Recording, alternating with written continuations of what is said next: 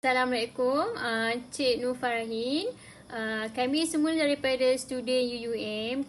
Tujuan kami buat Google Meet ni adalah untuk interview sedikit lah tentang bank, institusi kewangan dan juga cabaran-cabaran Cik Ain hadapi tu. Boleh tak Cik Ain ceritakan sedikit tentang sejarah ataupun perkembangan tentang Afin Bank ni? Bila ditubuhkan dan berapa cawangan? Silakan Cik Ain. Terima kasih. Assalamualaikum semua. Nama saya Nur Farahin. Sekarang saya berkhidmat dengan Afin Bank. Okay, so Afin Bank ni dia mula beroperasi pada bulan Januari 2001.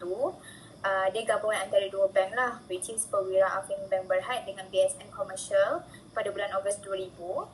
And then pada bulan Jun 2005, dia bergabung dengan Afin ACF Finance. Setakat ni kita ada 82 cawangan di seluruh negara, dan pada tahun 2006, 1 April, kita ada buat penubuhan untuk Afin Bank Islamik lah. Sekarang kita ada 82 cawangan.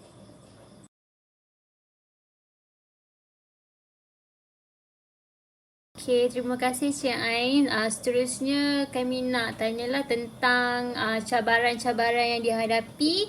Mestilah dalam pelbagai aspek kan, boleh tak Cik Ain ceritakan sedikit? So Najmi akan tanya. Okay, Assalamualaikum. Saya perkenalkan diri saya dulu. Nama Muhammad Najmi bin Zakaria. Selamat perkenalan Cik Ain. Jadi soalan yang hendak ditanya tentang cabaran, sebab kita tahu sekarang kita dah fasa endemik. Sebelum ni adalah fasa pandemik. So setiap institusi keuangan ataupun mana-mana institusi dalam industri akan adanya terjejas cabaran dia dalam era endemik kan. Masa itu pandemik COVID-19. So soalan daripada saya, Cik Ain, boleh ceritakan cabaran Cik Ain ketika krisis COVID-19 hari itu? Boleh? Okay, terima kasih Tuan Najmi untuk soalan tadi tu. Okay, cabaran dia waktu kita semua tahu waktu first umum yang pandemik tu, kita semua tak boleh keluar rumah, kita tak boleh barang pun, ada ketua keluarga je yang boleh keluar untuk beli barang kan. And then untuk sama juga yang kita apply dekat mana-mana apa ni orang kata, majikan lah yang bekerja pun macam tu juga. Cumanya ada sesetengah pekerjaan yang kita panggil tu diberi kelonggaran lah untuk pergi jumpa, buat anything transaction ke apa kan.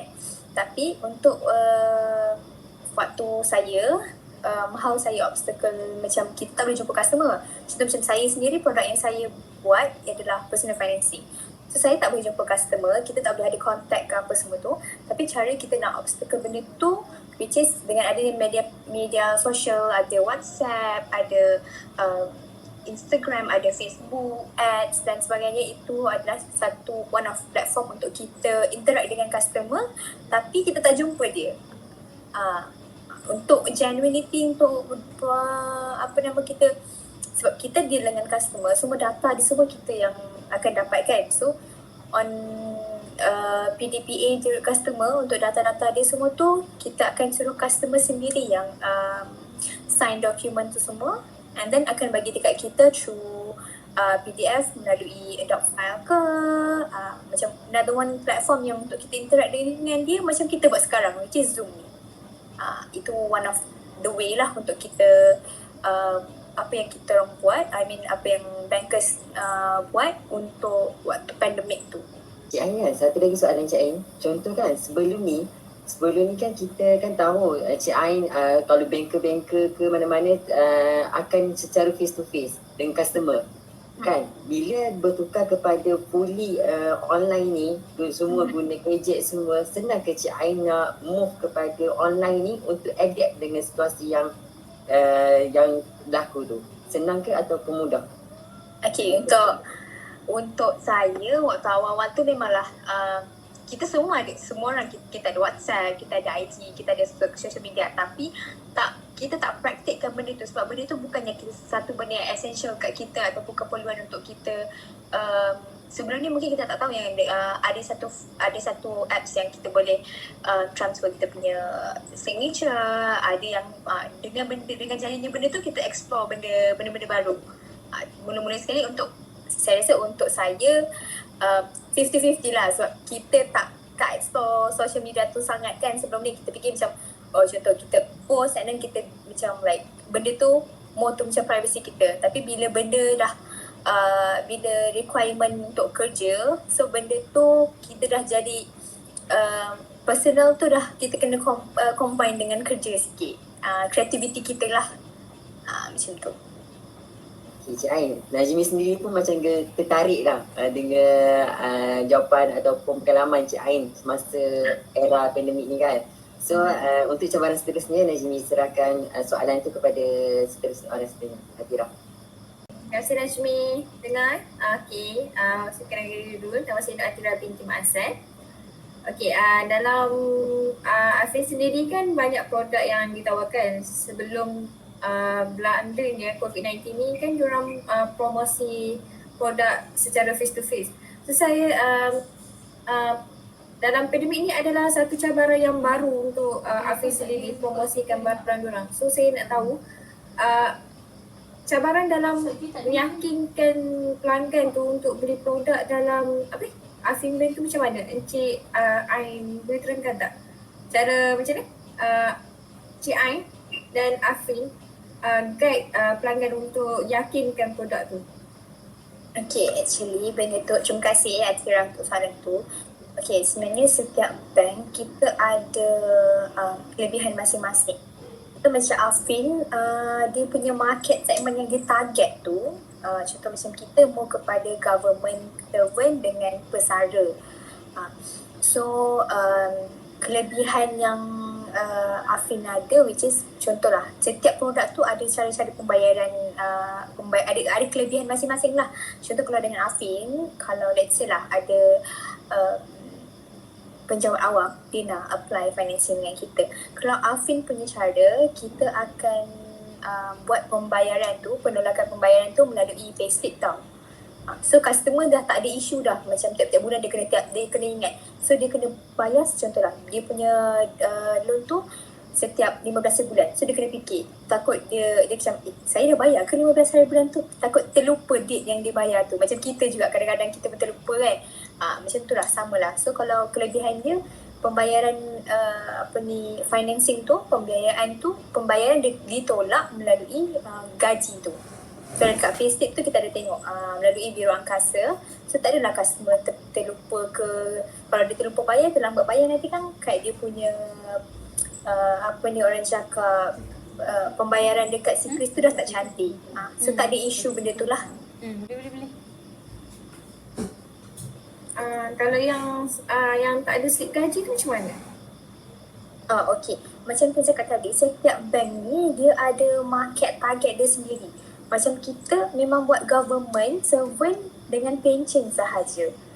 So kalau government servant kita tahu memang dia ada pension, dia ada gaji sendiri kan. And pension pun memang kita dah tahu memang dia orang ada gaji. So macam memang itu target kita lah. Kalau macam ada bank-bank lain ada yang buat private. So private ni ada yang kerja sendiri, ada yang kerja dengan makan gaji, tapi gaji dia ada yang tak tetap. Mungkin sehari dia orang gaji kerja, kalau kerja ada gaji, kalau tak kerja dia tak ada gaji. So Afin tak ambil macam tu, dia tak buat macam tu sebab itu tak secure lah pada kita.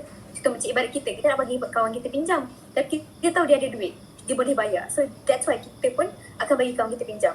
Kalau kita tengok dia pun hari ni dia ada duit, lepas tu besok kita tahu lah, kita sendiri boleh tahu kawan kita tu boleh bayar ke tak hutang kita, betul tak, sebelum kita bagi hutang tu.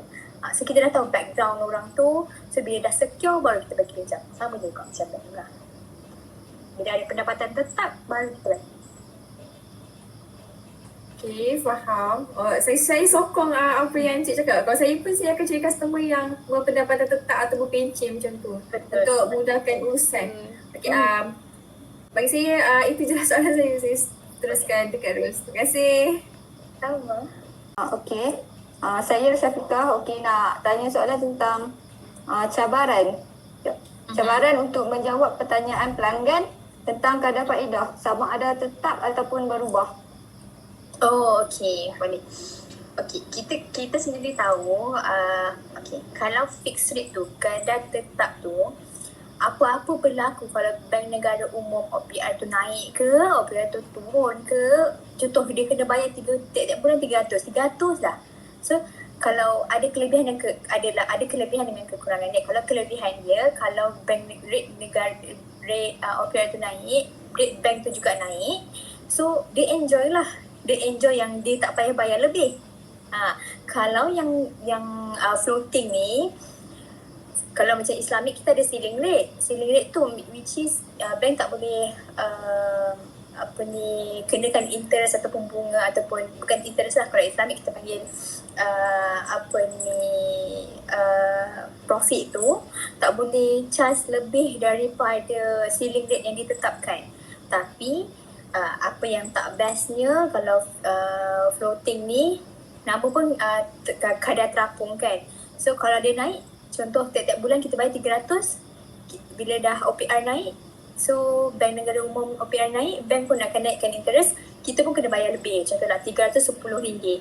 Tapi kalau OPR tu turun, so kita pun dapat kelebihan, kita bayar sebelum ni 300, mungkin kita bayar 290. So jimatlah RM10. Itu ada pro and cons dia lah.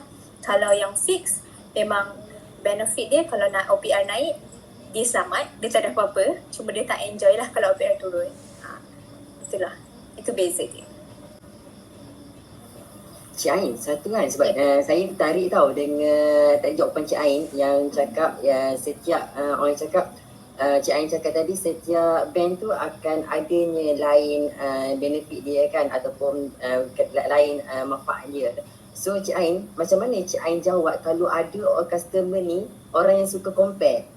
Maksudnya dia compare dengan bank ni dengan bank kita sendiri. Lepas tu dia tanya kita macam ni. Macam mana Cik Ain nak jawab dan handle benda tu?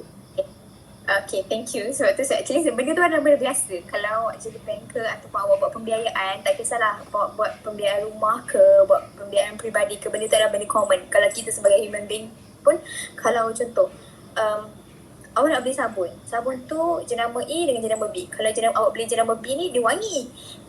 Tapi awak kena bayar lebih sikit. Kalau jenama A ni, tak wangi. Function sama tapi tak wangi. Tapi murah. So, kalau awak punya desire, misal awak mestilah kita nak mandi, so kita nak wangi-wangi, awak akan spend lebih sikit, betul tak? Sama juga macam bank. So, setiap bank ni, kita ada kadar rate yang lain-lain. Customer akan cakap macam ni. Tak apalah, saya nak buat dengan bank A lah sebab bulanan dia lagi rendah. Tapi setiap pembiayaan tu kita kena tengok juga dia punya kontrak tu, kita panggil kontrak tu. Kalau yang tengoklah, kalau ada yang customer kata dia nak pergi konvensional sebab bulanan dia murah, contoh. Tapi dia tak tahu bank konvensional dia tak ada ceiling rate. Bisa kalau rate tu naik, so dia pun kena obey lah bank punya tu. Kalau Islamic kita ada ceiling rate, which is kalau naik pun sampai ceiling rate tu je lah. So kita explain dekat customer benda-benda gitu. Lagi satu, kita kena buat extra, orang kata kena buat extra exercise sikit sebab kita nak bersaing dengan bank-bank, banyak bank ni.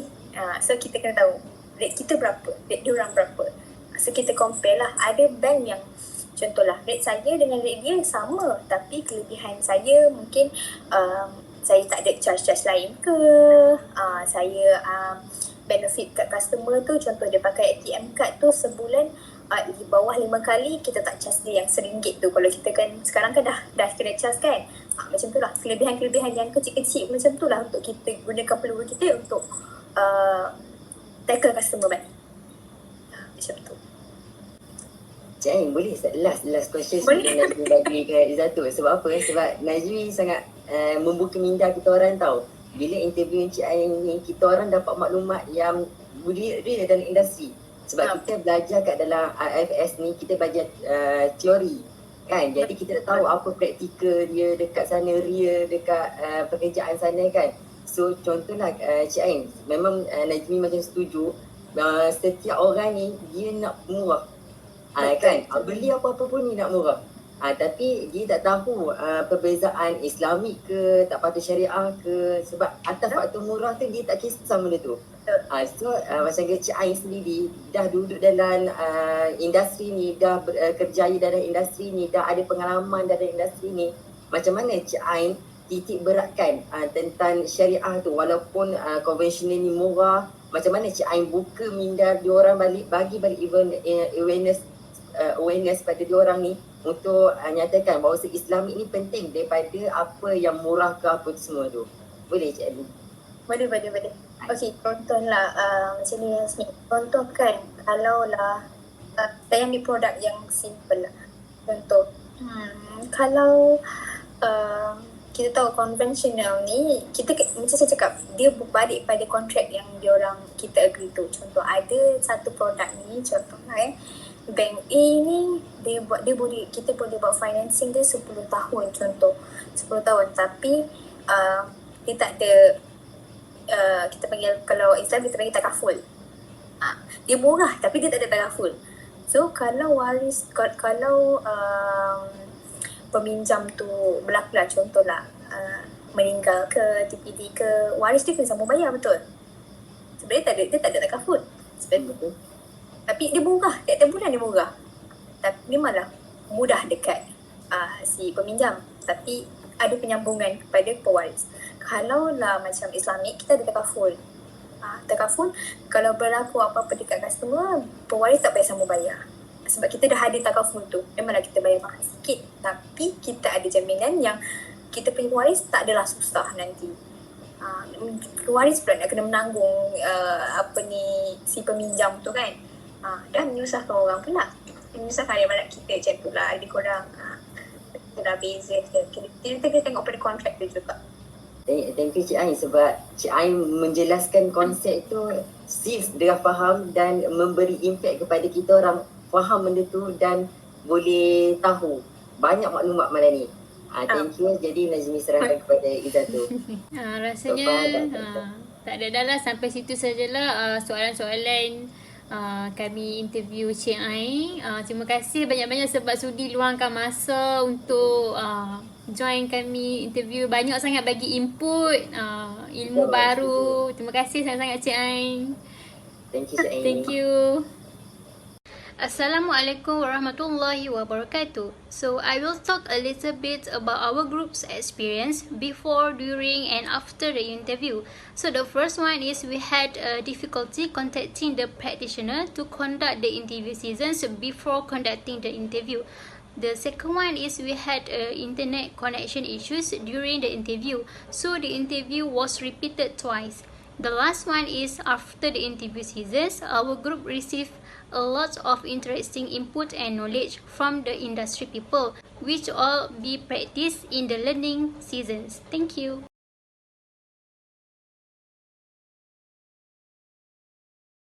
Challenge during the COVID-19 crisis, it is early stage very difficult to adapt to the current situation when COVID-19 is very difficult in relation to the communication of ASB information to the customer.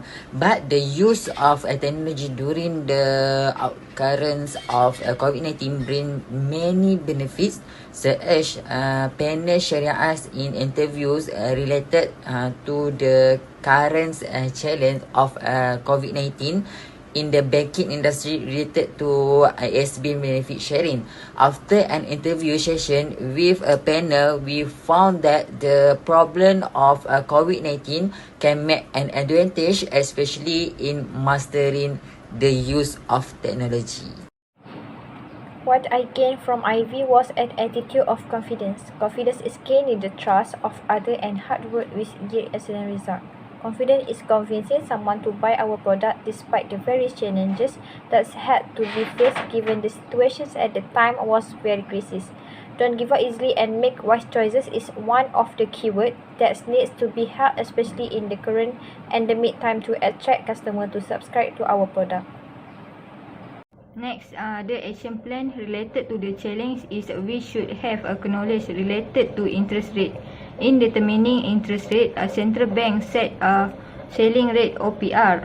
The advantage of Islamic banks, if the OPR goes down, then the customer get a reduction in monthly interest rate payment. This is because the profit in an Islamic bank cannot exceed the selling rate set by the bank.